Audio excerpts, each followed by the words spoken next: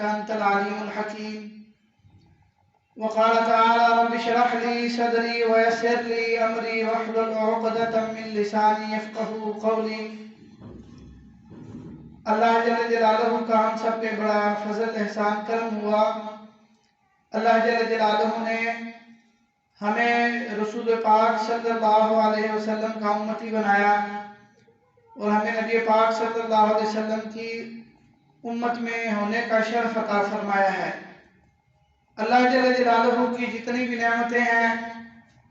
جتنی بھی اللہ جل جلالہ کے احسانات ہیں، ان سب میں اگر کوئی بڑا احسان، اگر کوئی بڑی نعمت ہے تو وہ یہی ہے کہ اللہ کے حبیب صلی اللہ علیہ وسلم کی امت کے اندر اللہ جل جلالہ نے ہم سب کو پیدا فرما دیا. اور حضور پاک علیہ السلام کو رہتی دنیا تک، قیامت تک کے لیے اللہ جل جلالہ نے زندگی گزارنے کے لیے نمونہ قرار دے دیا اور فرمایا کہ لَقَدْ كَانَ لَكُمْ فِي رَسُولِ اللَّهِ أُسْوَةٌ حَسَنَةٌ کہ زندگی گزارنے کے لیے تمہارے لیے بہترین نمونہ، بہترین آئیڈیل، بہترین مقتدا، بہترین پیشوا اگر کوئی شخصیت ہے تو حضرت محمد علیہ السلام کی ذات ببرکات ہے. اور کامیابی دونوں جہانوں کی اگر تم چاہتے ہو تو وہ نبی پاک علیہ السلام کی سیرت، حضور علیہ السلام کے سنت طریقے، حضور علیہ السلام کے مبارک اعمال، ان کو اپنی زندگی کے اندر لے آؤ تو اللہ فرماتے ہیں کہ تمہیں دونوں جہانوں کی میں کامیابیوں سے ہمکنار کروں گا، تمہیں دونوں جہانوں کی میں کامیابیاں عطا کر دوں گا. آج ہماری پستی اور ہمارا روز بروز جو ہے پریشانی اور طرح طرح کی بیماریاں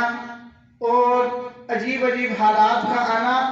اس کی ایک بہت بڑی وجہ یہ ہے کہ ہم نے نبی کریم علیہ السلام کے طریقے کو، حضور صلی اللہ علیہ وسلم کی سنتوں کو، نبی پاک علیہ السلام کے بتائے ہوئے اعمال کو اپنی زندگی سے نکالا ہوا ہے. اس وجہ سے جو ہے پریشانیاں، مسائل، مصیبتیں، بیماریاں آج امت مسلمہ کے اوپر آ رہی ہیں اور دن بدن نئی نئی چیزیں، نئے نئے حالات آ رہے ہیں. تو اس کی بڑی وجہ ایک یہ بھی ہے کہ نبی پاک علیہ السلام کی سنت کو، حضور پاک صلی اللہ علیہ وسلم کی سیرت کو آج ہم دیکھ کے اس کے مطابق اپنی زندگی کو گزار نہیں رہے. جو معاشرہ حضور علیہ السلام کی سیرت کو اپنا لے اور حضور صلی اللہ علیہ وسلم کی سیرت پہ اپنی زندگی کو گزارے، اللہ جل جلالہ اس معاشرے کو، ان لوگوں کو کامیابیوں سے ہمکنار کریں گے اور عزت اللہ جل جلالہ دونوں جہانوں کی عطا فرما دیں گے. اور اس کی بڑی مثال ہمارے لیے اصحاب کرام علیہ السلام رضوان اللہ علیہ السلام، ان کی جماعت اس کی ہمارے لیے بڑی مثال ہے کہ صحابہ کرام رضوان اللہ علیہ مجمعین نے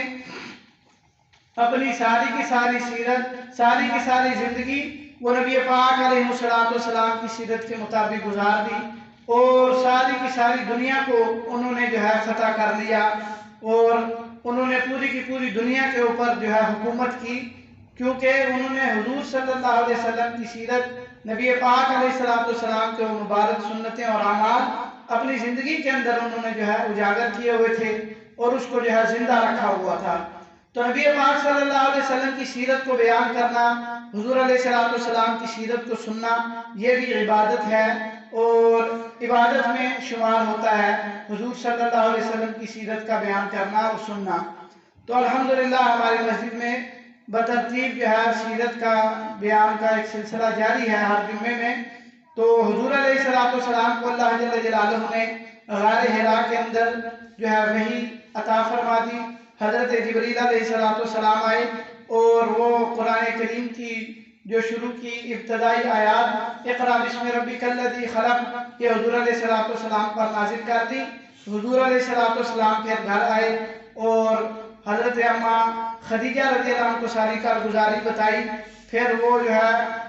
ورقہ بن نوفل کے پاس نبی پاک علیہ السلام کو لے گئی اور انہوں نے پھر بتایا کہ یہ اس امت کے ہونے والے نبی ہیں، اور وہ جو شخص آیا تھا وہ جو فرشتہ تھا جبریل علیہ السلام تھے، اور وہ جو ہے موسیٰ علیہ السلام کے پاس بھی یہی فرشتہ وہی لے کر آتا رہا ہے۔ تو انہوں نے ساری اب یہ بات بتا دی، تو حضور علیہ السلام کے اوپر پھر جو ہے وحی کا جو ہے سلسلہ بترتیب شروع ہو گیا، اور نبی پاک صلی اللہ علیہ وسلم پہ وحی آتی رہی، اور حضور صلی اللہ علیہ وسلم کے اوپر جو ہے وحی کا تو نزول ہوتا رہا، لیکن باقاعدہ جو حضور صلی اللہ علیہ وسلم پہ وحی آتی تھی یا کوئی اللہ کی طرف سے حکم آتا تھا، اس کی تبلیغ کا ابھی تک اللہ جل جلالہ نے حکم نہیں فرمایا تھا کہ آپ لوگوں کو اس کی تبلیغ بھی کریں یا لوگوں میں جو ہے نکل کر اس چیز کی دعوت چلائیں، اس کا ابھی تک حکم نہیں آیا تھا۔ تو اسی دوران حضور علیہ السلام جو ہے اللہ کی عبادت میں مصروف رہے، اور حضور صلی اللہ علیہ وسلم ایک دن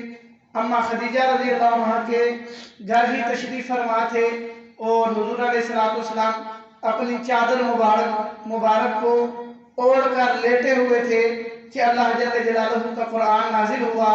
حضرت جبریل علیہ السلام تشریف لائے اور آ کر اللہ جل جلالہ کے حبیب علیہ السلام پر یہ آیتیں اتاری، اور یہ آیتیں آ کے حضور علیہ السلام تک پہنچائی۔ یا ایھا المدثر قم فانذر وربک فکبر، کہ اے چادر اوڑھنے والے، اے کپڑا اوڑھنے والے صاحب، آپ اٹھئے اور لوگوں کو ڈرائیے، اللہ جل جلالہ کے عذاب سے لوگوں کو باخبر کر دیجئے، لوگوں کو ڈرائیے، اور فرمایا کہ وَرَبَّكَ فَكَبِّرْ، اور اپنے رب کی بڑائی بیان کیجئے، اپنے رب کو جو ہے بڑا بنائیے لوگوں کے سامنے، اور بڑا کر کے اللہ کی بڑائی کو خوب بیان کر دیجئے۔ تو یہ آیتیں لے کر حضرت جبریل علیہ السلام تشریف لے آئے۔ تو حضور علیہ السلام کو اللہ نے یہاں ایک چیز یہ بھی ہے کہ جس انداز میں آقا علیہ السلام تشریف فرما تھے، حضور علیہ السلام آرام کر رہے تھے، آرام فرما رہے تھے، اللہ نے اپنے حبیب کی وہ کیفیت، اس کیفیت کو قرآن کے اندر بیان کیا، اور یہ محبت کا ایک پہلو ہے، اور اس میں جو ہے محبت کا زیادتی کا پہلو ہے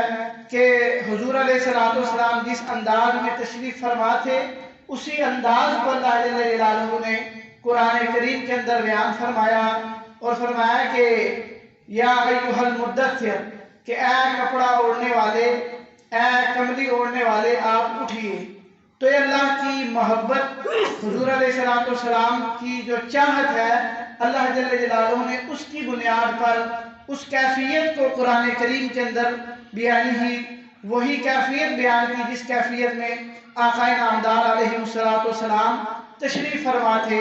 اور حضور صلی اللہ علیہ وسلم، حضور علیہ السلام جو ہے اپنی چادر مبارک اوڑھ کے جو ہے لیٹے ہوئے تھے، تو جبریل علیہ السلام اس وقت آئے اور اللہ کے حبیب علیہ السلام پر یہ آیات اتاری۔ تو یہ اللہ کی محبت، حضرت محمد صلی اللہ علیہ وسلم، ان کی اس محبت کی یہ دلیل ہے کہ اللہ کو کتنی چاہت اور محبت تھی آقا نامدار علیہ السلام کو،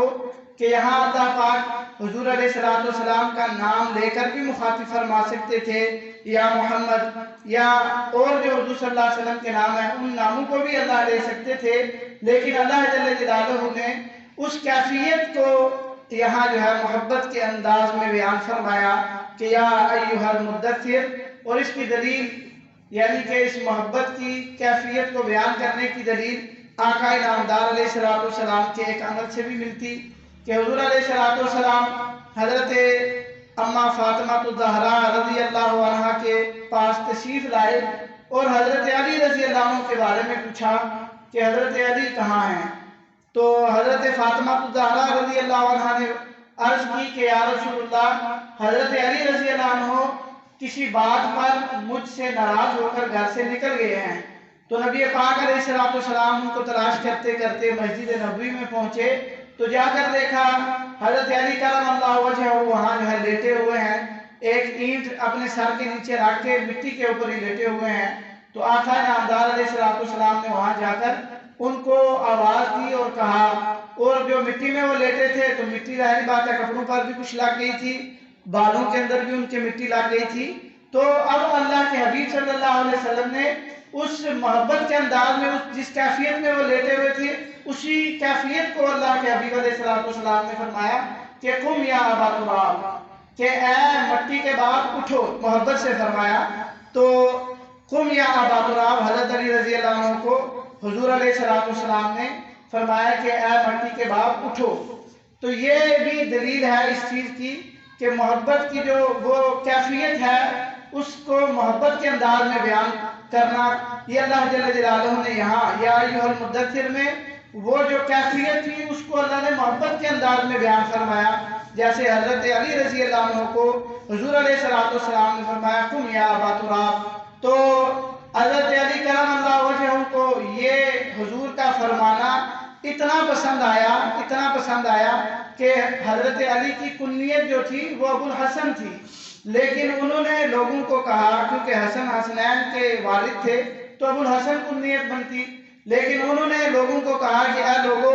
مجھے جو ہے ابو الحسن کی بجائے ابو تراب کہا کرو، کیونکہ حضور صلی اللہ علیہ وسلم نے مجھے لقب دے دیا اور حضور علیہ السلام نے یہ فرما دیا، تو اب ابو الحسن نہیں ابو تراب ہی کہا کرو مجھے. تو صحابہ کرام رضوان اللہ اجمعین کے اندر بھی ابو تراب حضرت علی رضی اللہ عنہ مشہور تھے. تو یہ وہ محبت کے اندر وہ جو کیفیت تھی حضور صلی اللہ علیہ وسلم نے اس کو بیان کیا. حضرت علی کی وہ جو کیفیت لیٹنے کی تھی مٹی کے اندر اور ان کو مٹی کپڑوں پر یہ والوں میں لگی تو حضور نے محبت میں ان کو جہاں ابو تراب کہا. تو اسی طرح اللہ جل جلالہ نے انبیاء علیہ السلام کو جب مخاطب کیا تو یا زکریا فرمایا یا آدم یا نوح، لیکن حضور علیہ السلام واحد وہ شخصیت ہے، امام الانبیاء ہیں، ہاں جی وجہ کائنات ہیں، حبیب کبریا ہیں. اللہ جل جلالہ نے آقا نامدار علیہ السلام کو براہ راست نام لے کر نہیں پکارا، بلکہ حضور علیہ السلام کو القابات اور محبت کے انداز میں اللہ جل جلالہ نے قرآن کریم کے اندر بھی مخاطب فرمایا. تو المدثر کپڑا اوڑھنے والا، المزمل کپڑا اوڑھنے والا، یعنی اپنے اوپر کپڑا لے کر لیٹنے والا یا کپڑے کو اوڑھ کر لیٹنے والا، اس کا ترجمہ یہ ہے. لیکن بعض کم علمی کی بنیاد پر بعض لوگوں نے یا بعض کم علم لوگوں نے یا ایھا المزمل یا ایھا المدثر کا ترجمہ کرتے ہیں کالی کملی اوڑھنے والے، حالانکہ کالی کملی اوڑھنے کا ترجمہ یہاں بنتا ہی نہیں ہے. تو لہٰذا ترجمہ جو ہے اس کے اندر قرآن کے ترجمے کے اندر بڑی احتیاط برتنی چاہیے، کسی عالم کی رہنمائی میں ترجمہ پڑھنا چاہیے. جب انسان خود پڑھتا ہے تو پھر اس طرح کی غلطیاں ہوتی ہیں. یہ کسی عالم نے اس کا ترجمہ یہ نہیں کیا کالی کملی والے، تو یہ جو کم علم بعض لوگ ہوتے ہیں انہوں نے یہ ترجمہ کر دیا اور یہ مشہور ہو گیا ہے. حالانکہ قرآن میں اللہ نے حضور علیہ السلام کو یا ایھا المدثر کپڑا اوڑھنے والے، چادر اوڑھنے والے، یا ایھا المزمل، ان دونوں کا معنی اور ترجمہ ایک ہی بنتا ہے. ان دونوں میں سے کسی کا مطلب یہ نہیں بنتا کالی کملی اوڑھنے والے. تو لہٰذا ہمیں قرآن کے معاملے میں، قرآن کے ترجمے کے معاملے میں احتیاط کرنی چاہیے. اور بھی دین کی کوئی بھی بات ہو اس کو تحقیق جب تک نہ ہو اس کو بیان نہیں کرنا چاہیے. ہمارے معاشرے میں ایک اور بات بھی مشہور ہے بڑی، وَلَا تَقْرَبَا هَٰذِهِ الشَّجَرَةَ، اللہ نے فرمایا کہ آدم علیہ السلام کو کہ آپ اس درخت کے قریب نہ جائیں. تو اب وہ درخت کون سا تھا اس میں مختلف اقوال ہیں، لیکن معاشرے میں یہ مشہور ہو گیا ہے کہ وہ گندم کا درخت تھا. گندم کا دانہ آدم علیہ السلام نے کھایا اور جو ہے جس کی پاداش میں جس کی وجہ سے دنیا میں اتارے گئے. حالانکہ یہ کوئی پکی ٹھکی بات نہیں ہے کہ واقعتاً حضرت آدم علیہ السلام نے گندم کا ہی دانہ کھایا. اللہ نے فرمایا وَلَا تَقْرَبَا هَٰذِهِ الشَّجَرَةَ، کہ تم دونوں اس درخت کے قریب نہ جانا. اب وہ درخت کون سا تھا یہ حتمی طور پہ نہیں کہا جا سکتا کہ وہ گندم کا ہی درخت تھا. لہذا دین کی باتوں میں احتیاط رکھنی چاہیے اور جو مشہور باتیں ہو جاتی ہیں پھر وہ جو ہے وہی چلتی ہیں. لہذا جب تک کسی عالم سے تحقیق نہ ہو کوئی بات، انسان خاص کر قرآن اور حدیث اور بھی دین کا کوئی مسئلہ جو ہوتا ہے اس کو اپنی طرف سے آگے جب تک پکی تحقیق نہ ہو اس کو بیان کرنے میں احتیاط برتنی چاہیے. تو یہ بھی جو ہے وَلَا تَقْرَبَا هَٰذِهِ الشَّجَرَةَ معاشرے میں مشہور ہو گیا جی گندم کا درخت تھا یا گندم کا دانہ تھا، آدم علیہ السلام نے کھایا. تو یہ بات بھی بالکل غلط ہے، ایسی بات نہیں ہے.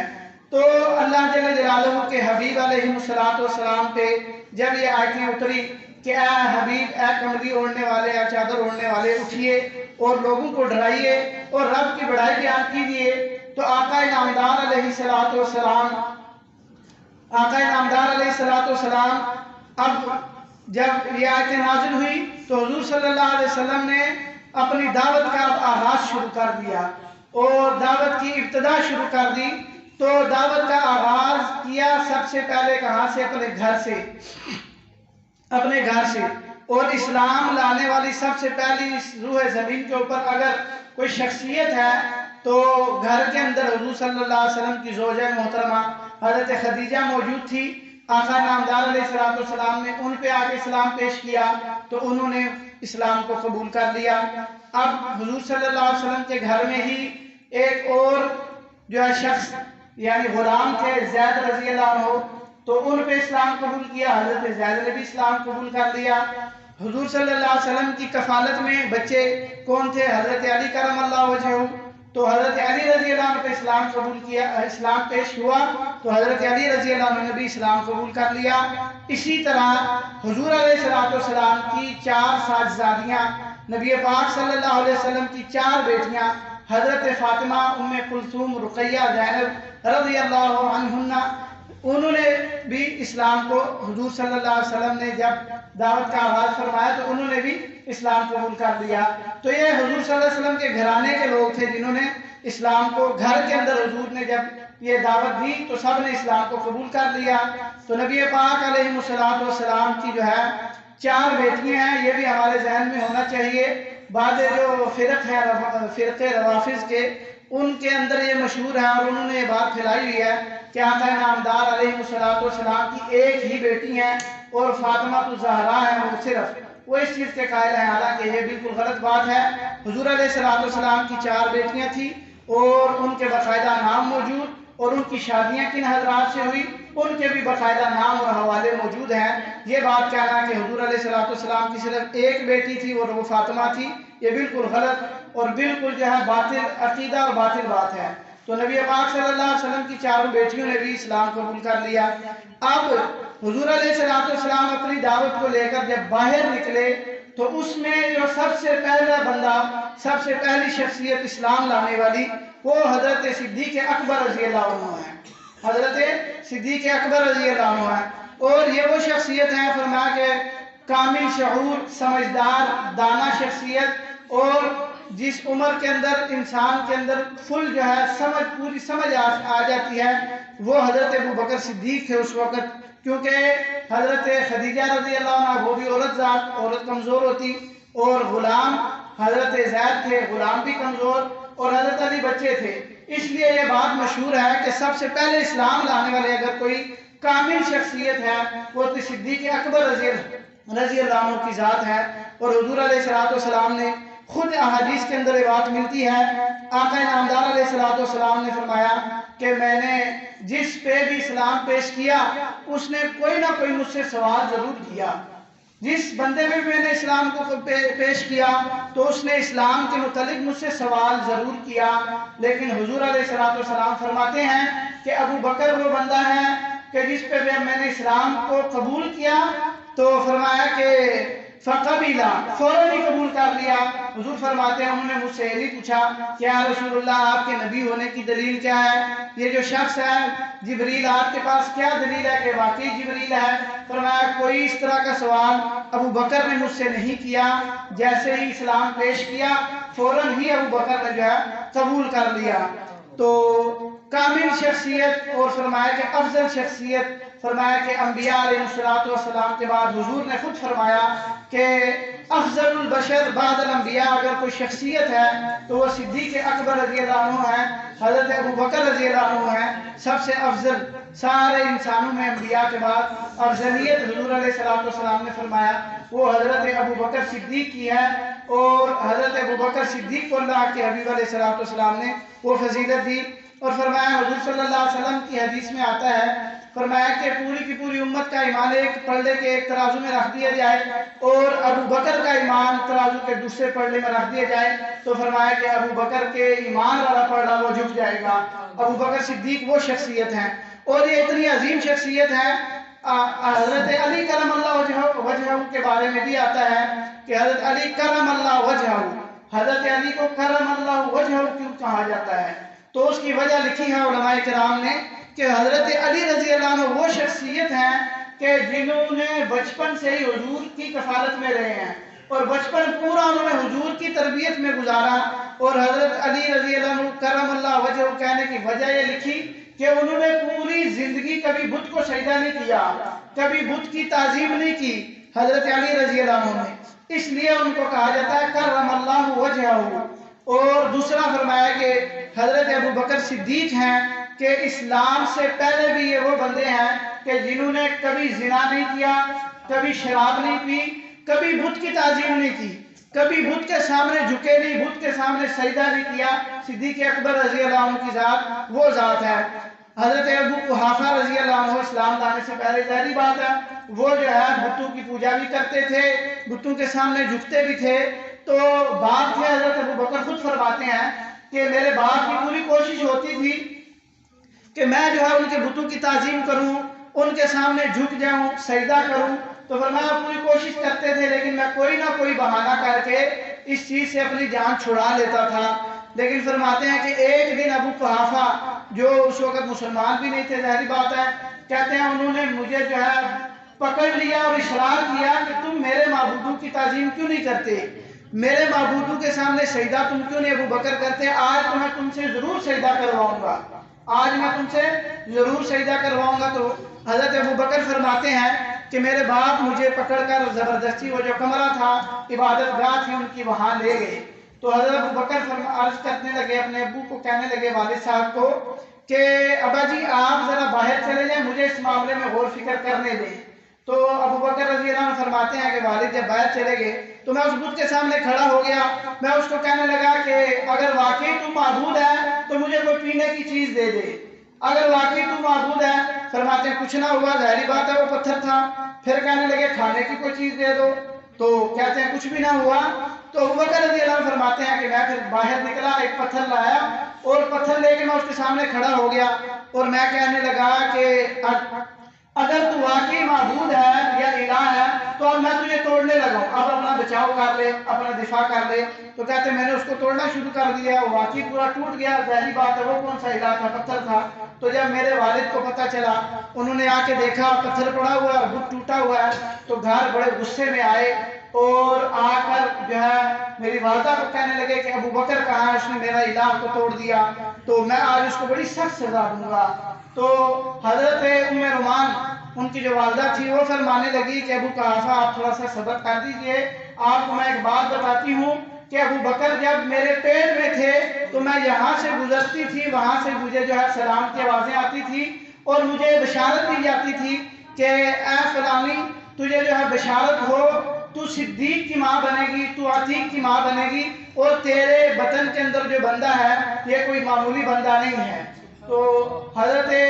ان کی جو والدہ تھی جب انہوں نے یہ بات سنائی تو پھر ابو قحافہ ان کو سزا دینے سے رک گئے۔ تو نبی علیہ السلام نے اس طرح جو ہے اپنی دعوت، دین کی دعوت کا آغاز کیا، اور اس میں جو ہے سب سے پہلے ایمان لانے والے یہ حضرات تھے، لیکن سب سے زیادہ اولیت، کامل شخصیت ہونے کے اعتبار سے اسلام میں اولیت حضرت ابو بکر صدیق کی ہے۔ اسی لیے جب کہا جاتا ہے کہ سب سے پہلے اسلام کو کون لائے تو ابو بکر رضی اللہ عنہ لائے، حالانکہ اس کلمہ قبول کرنے میں حضرت خدیجہ ان سے پہلے ہیں، لیکن اس کی وجہ علماء نے لکھی ہے چونکہ حضرت خدیجہ عورت ذات ہیں، عورت کمزور ہوتی ہے، حضرت زید غلام تھے، غلام بھی کمزور، حضرت علی بچے تھے، بچہ بھی ابھی جو ہے وہ اس کو شعور اتنا نہیں ہوتا، لہذا جو کامل شخصیت تھی، باشعور شخصیت، وہ حضرت صدیق اکبر تھے اس پوری روح زمین کے اوپر، جنہوں نے حضور علیہ السلام کا